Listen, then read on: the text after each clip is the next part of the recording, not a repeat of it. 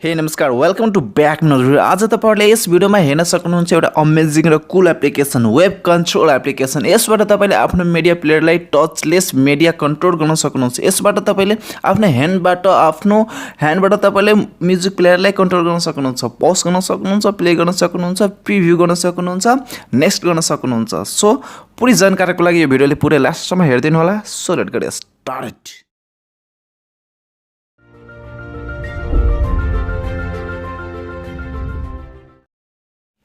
First of all तपाईले के गर्नुपर्ने हुन्छ भन्दाखेरि प्ले स्टोरमा जानुपर्ने हुन्छ। देन प्ले स्टोरमा गइसकेपछि तपाईले टाइप गर्नुपर्ने हुन्छ, सर्च बारमा गएर तपाईले टाइप गर्नुपर्ने हुन्छ वेब कन्ट्रोल भनेर टाइप गर्नुपर्ने हुन्छ। यहाँ वेब कन्ट्रोल भनेर टाइप गरिसकेपछि तपाईले यहाँ रिजल्ट यहाँ हेर्न सक्नुहुनेछ स्क्रिनमा। तपाईले यो एप्लिकेसन तपाईले डाउनलोड गर्नुपर्ने हुन्छ।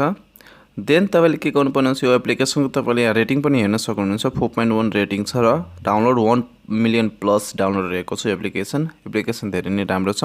देन त्यसपछि तपाईले यो डाउनलोड गर्नुस् र मैले अलरेडी यहाँ डाउनलोड गरिराखेको छु। डाउनलोड गरिसकेपछि तपाईले के गर्नुपर्ने हुन्छ भन्दाखेरि ओपन गर्नुपर्ने हुन्छ। देन ओपन गरिसकेपछि तपाईले सेटिङ म्युजिक यहाँ चुज गर्नुपर्ने हुन्छ, म्युजिक प्लेयर। देन चुज गरिसकेपछि तपाईले ओकेमा क्लिक गर्नुपर्ने हुन्छ। देन त्यसपछि तपाईले आफ्नो ह्यान्डको मद्दतले आफ्नो म्युजिक प्लेयरलाई कन्ट्रोल गर्न सक्नुहुन्छ। त्यो सेन्सरमा मोबाइलको सेन्सरनिर तपाईले के गर्नुपर्ने हुन्छ भन्दाखेरि म्युजिक होल्ड गर्नको लागि, म्युजिक प्ले गर्नको लागि तपाईले आफ्नो ह्यान्ड होल्ड गर्नुपर्ने हुन्छ सेन्सरनिर। देन त्यसपछि पज गर्नको लागि तपाईले सेम प्रोसेस गर्नुपर्ने हुन्छ, ह्यान्ड होल्ड गर्नुपर्ने हुन्छ। र त्यसपछि तपाईले म्युजिक चेन्ज गर्न चाहनुहुन्छ भने त्यसलाई राइट स्वाइप गर्नुपर्ने हुन्छ सेन्सरनिर। देन त्यसपछि तपाईले प्रिभियस गर्नको लागि लेफ्ट स्वाइप गर्नुपर्ने हुन्छ। यसरी तपाईले म्युजिकलाई कन्ट्रोल गर्न सक्नुहुन्छ।